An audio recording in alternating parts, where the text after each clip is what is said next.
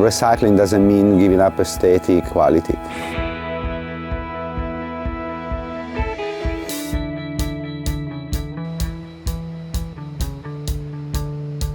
This is not a project to go, oh, so let's all sit and wallow in waste and be really depressed.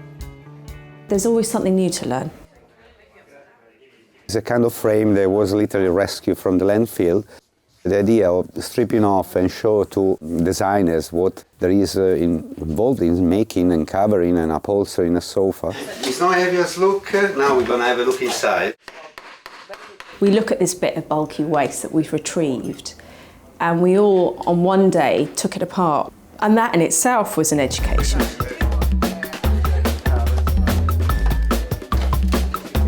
Hundreds, if not thousands, of staples. We were expecting this to take about an hour.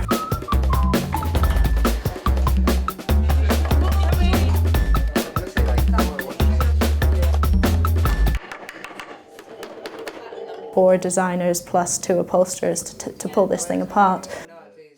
The main problem with the Laura Ashley sofa was staples, a lot of staples. So it took us a long time, and there were a lot of different materials. There was still cardboard in and like a plastic webbing. It's not durable. I mean, 10 years compared to a traditional upholstery that lasts for 30 years. We did the same with an IKEA sofa that we had reclaimed. I think it was a chest lounge for £200. And these two are glued together. At that point, we were still figuring out fire safety regulations. Here's the fire label. They're not exactly clear. They ended up on the dump before they needed. There needs to be a position so that then you'd know to look under the one lining. The shed alarm was quite quick, wasn't it? It was wham bam, thank you. Very few staples, very little padding. It wasn't brilliantly made. There weren't any dowels like in the Laura Ashley sofa.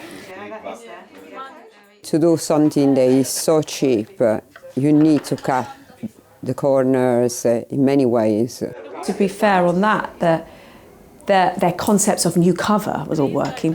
It showed us the pros and cons of each design, depending on whether or not you're trying to design for durability and longevity, or if you're trying to design for remanufacture, deconstruction, or something like that. I think it was interesting to see how difficult it would be to do reupholstering on an industrial scale, because you need a skilled artisan.